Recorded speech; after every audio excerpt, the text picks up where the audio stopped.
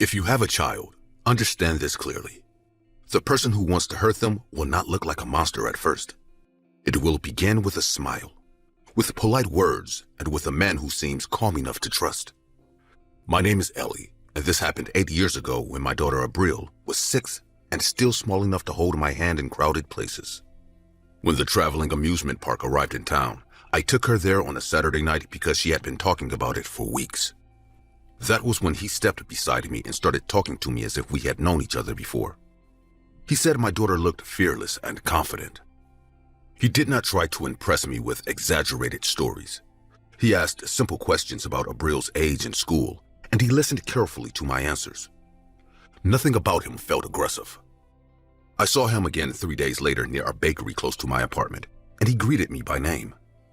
I do not remember telling him my name at the fair, but he said it confidently. He asked about Abril and mentioned details about the ride she had chosen, which meant he had been watching her closely.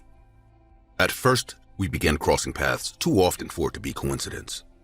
He appeared near the bus stop when I took Abril to school, and he stood outside of my job, always with an explanation that sounded reasonable. Then the questions about Abril became more specific, and that was when my discomfort began to grow. He asked whether Abril slept with toys, whether she was afraid of strangers, and whether she trusted easily. He said these things with a smile, but there was a focus in his eyes that made me feel exposed. I told him clearly that I was not interested in friendship and that I did not want him approaching us anymore. He nodded and said he understood, and his voice stayed calm, but his expression hardened for a second before returning to that polite mask.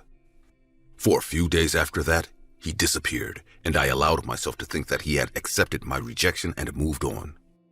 5 nights later, someone knocked on my door at 10 in the evening.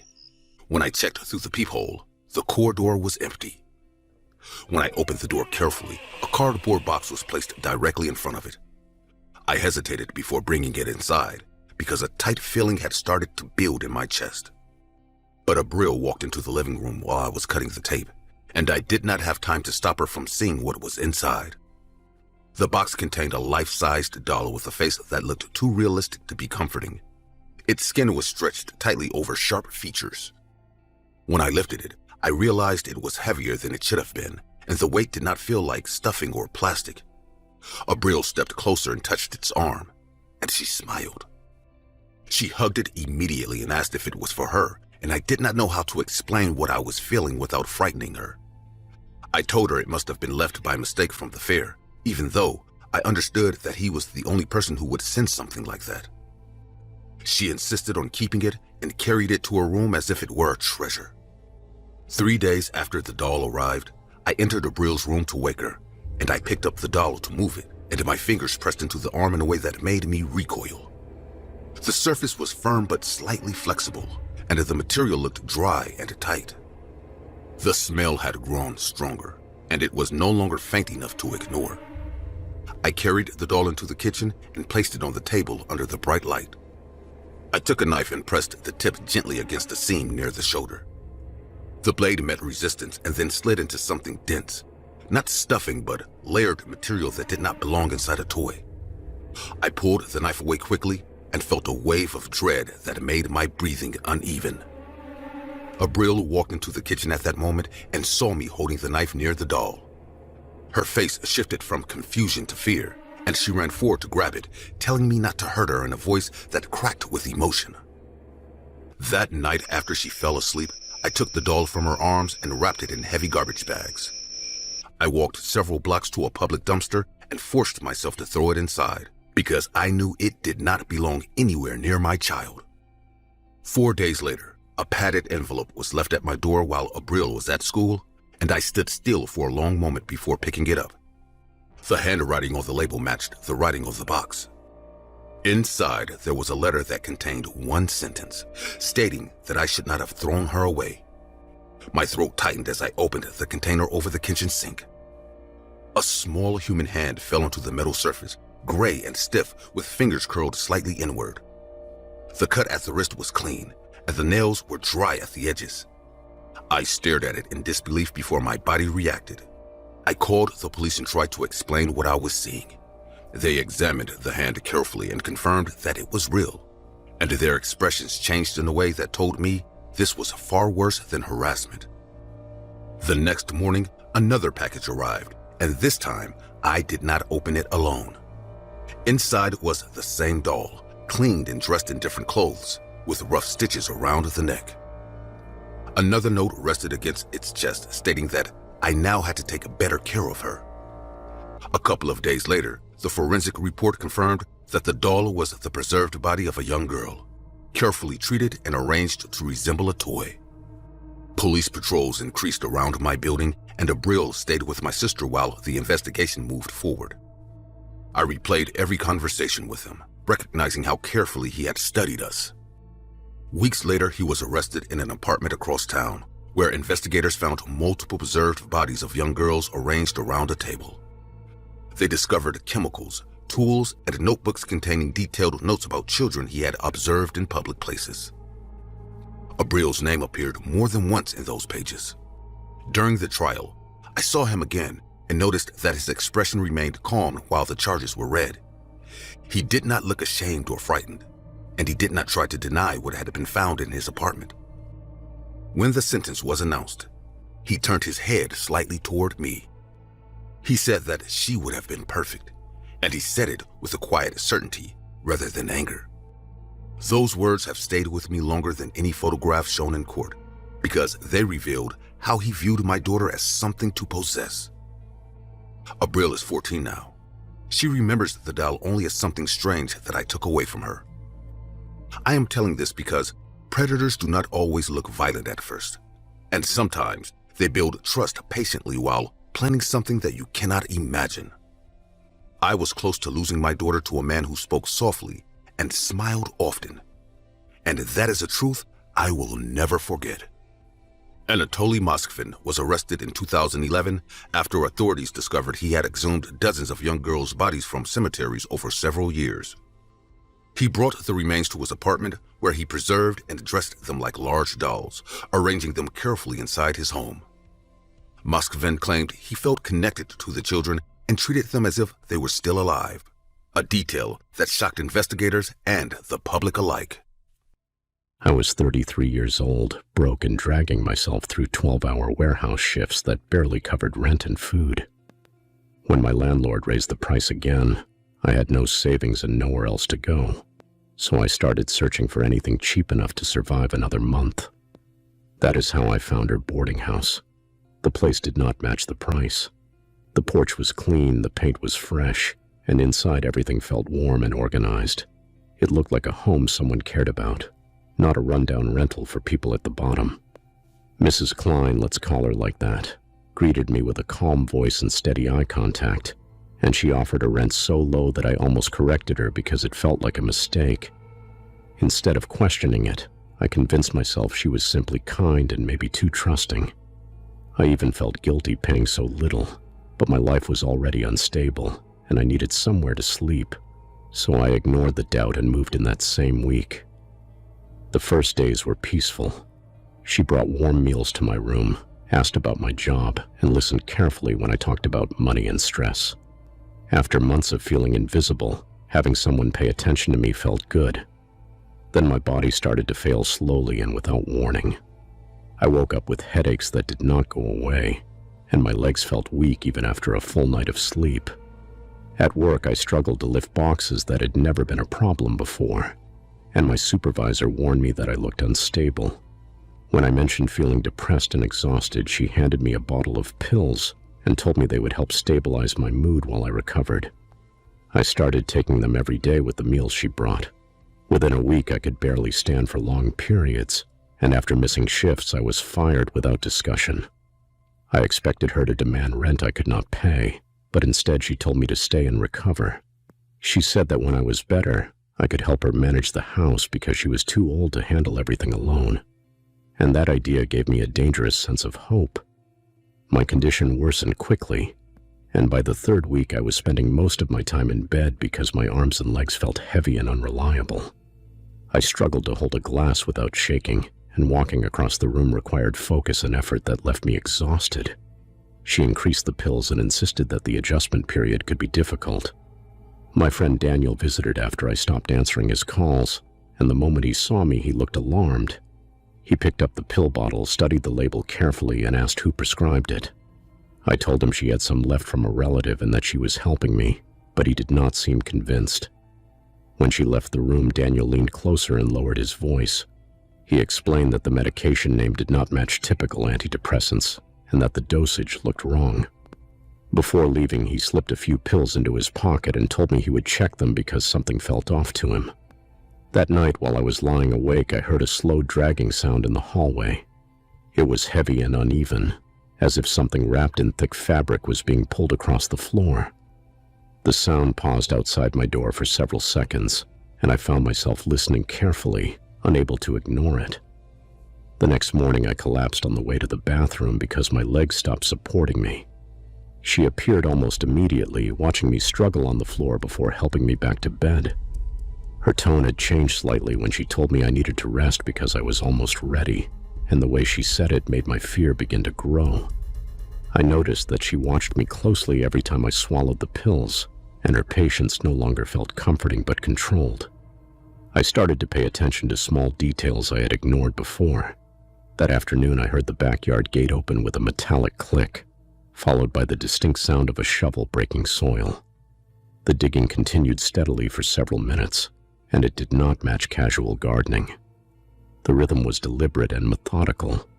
I forced myself off the bed and crawled to the window using my forearms because my legs would not respond. When I finally looked outside, I saw her near the fence digging into a patch of darker soil that looked recently disturbed. She was focused and calm, as if completing a routine task. As I pulled myself away from the window, the bedroom door opened without warning.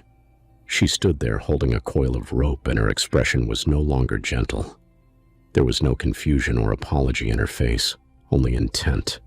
It will be easier if you stay still. There was a moment of stillness before she moved, and in that pause I understood clearly that I was in real danger. I tried to push myself backward across the floor, but my arms were too weak to create distance, and my body responded slowly. She crossed the room quickly and grabbed my wrists with firm control.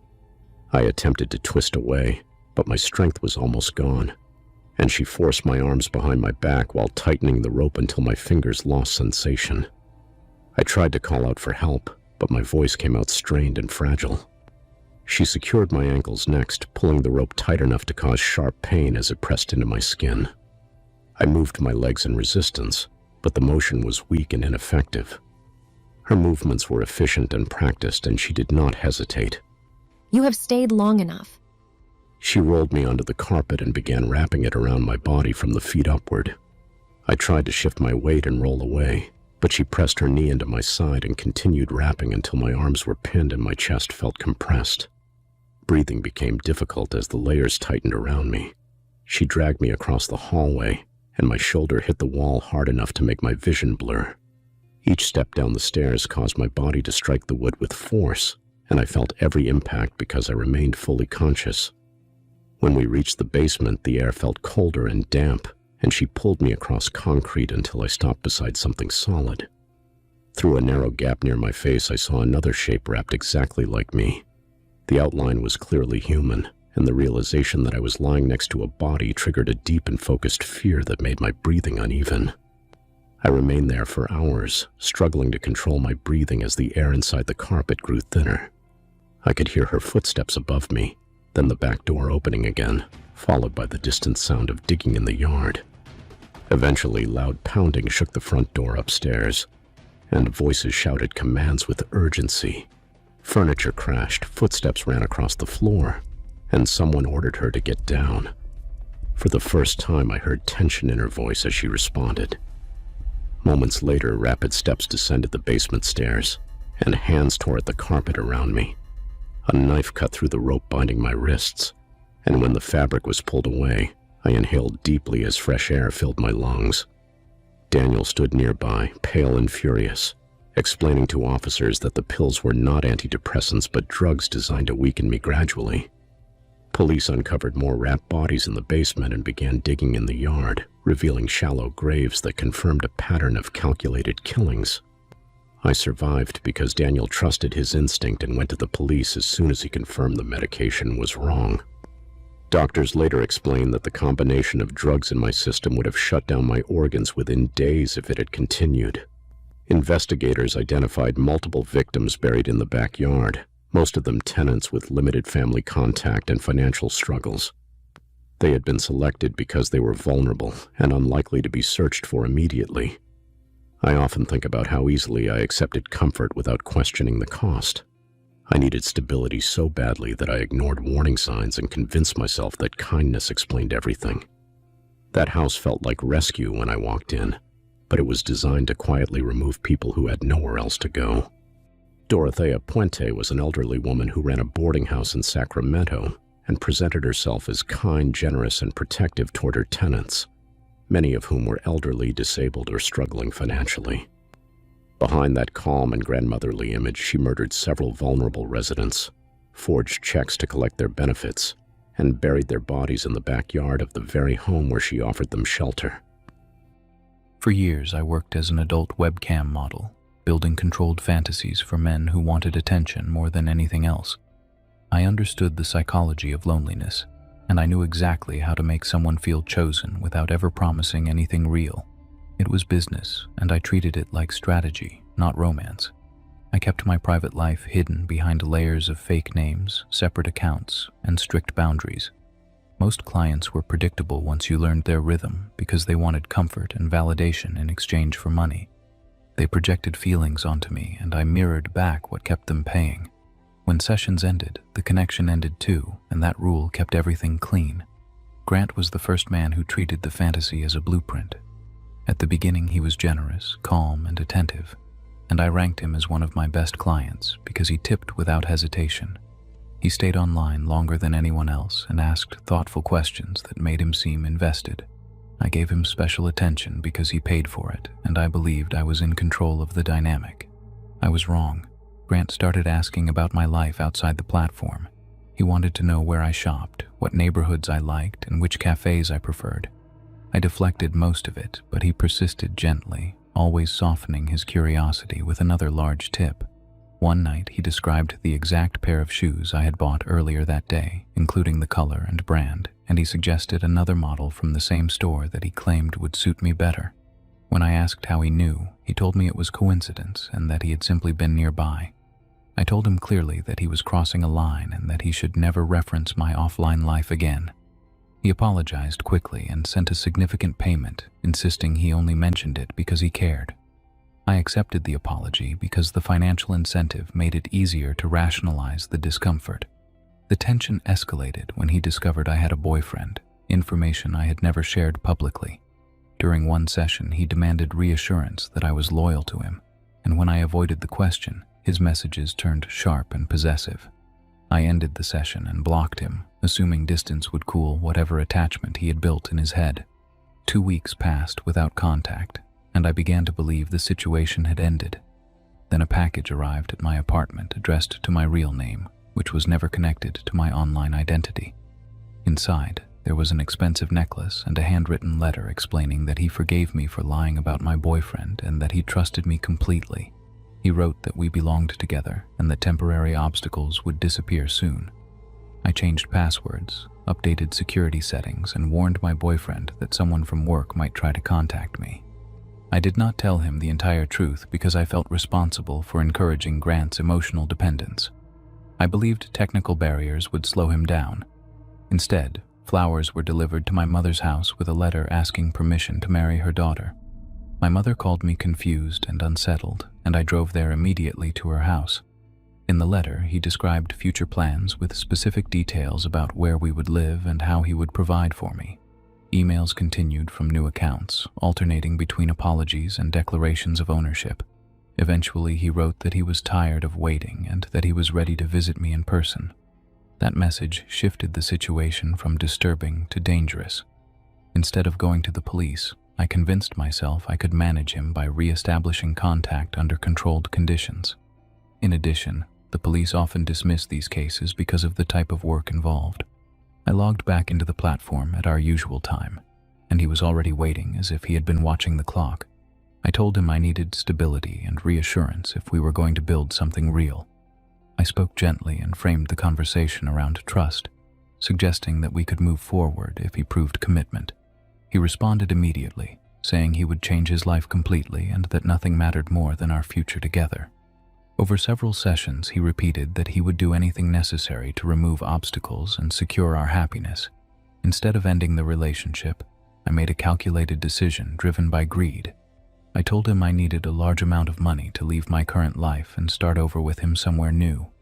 He did not hesitate to agree, and he said he would solve everything so that we could finally be together without interference. The certainty in his voice should have warned me. I promised him that once the money arrived, I would leave my boyfriend and dedicate myself entirely to him. After that conversation, he disappeared for several days, and the silence felt heavier than his previous obsession. I kept checking my accounts expecting a transfer notification, and instead, there was nothing. The absence of contact created a tension that sat in my chest all day. Then a news alert appeared on my phone with his full name in the headline. The article reported that a man in Florida had shot his family inside their home and attempted to stage the scene. As I read further, I saw that investigators believe it was to run away with another woman. I start panicking. My inbox contained a message sent hours before his arrest, where he wrote that everything was finally clear and that no one could prevent our happiness now. He described what he had done as necessary and claimed he had removed the people who stood in our way. He ended by saying he was coming to start our life together and hoped I would understand. Details in the reports explained that he waited until his family was asleep and carried out the shootings methodically. Reading those details forced me to confront how seriously he had taken my promise. I realized that when I told him I needed freedom and money to run away with him, he interpreted that as a command to remove anyone preventing that plan. In his mind, his family represented resistance, and he believed eliminating them was proof of devotion. That connection between my words and his actions is something I cannot erase. Detectives contacted me within days and asked direct questions about whether I had encouraged him to view his family as barriers. I explained how the platform worked and how fantasy often includes exaggerated promises, and I stated clearly that I never instructed him to hurt anyone. Even as I spoke, I understood how my messages might look in isolation. They showed me parts of his conversations where he described our future as inevitable and framed the murders as a step toward freedom. My name appeared repeatedly in his explanation of motive, and seeing that in official documents made the situation feel irreversible. Although I was not charged with a crime, the investigation tied my identity permanently to his. My accounts were frozen and my income vanished almost immediately due to the publicity. Online forums debated my responsibility, with some calling me manipulative and others labeling me a victim. Neither label captured the complexity of what happened because I had knowingly played with someone unstable for financial gain. Grant was arrested before he could leave the state, and in interviews he continued to describe his actions as sacrifices made for love. Listening to those statements made it clear that he had replaced reality with a narrative where violence was romantic. He never acknowledged that I might not share that vision. The most disturbing part is not the violence itself, but the certainty Grant expressed in his final message, because he believed he had solved a problem and expected gratitude. He imagined arriving at my door as a hero who cleared the path for our happiness. The fact that he thought I would welcome him after what he did is what still keeps me alert long after I left that life behind. Grant Amato murdered his family in January 2019 in Florida after developing an intense obsession with a webcam model. He had spent large amounts of money supporting her online, creating serious financial conflict with his family, who tried to intervene and cut off his access to funds. When the pressure escalated and his family confronted him about his behavior and spending, he shot and killed all three of them inside their home, later attempting to stage the scene. He was arrested shortly afterward and was ultimately convicted and sentenced to life in prison.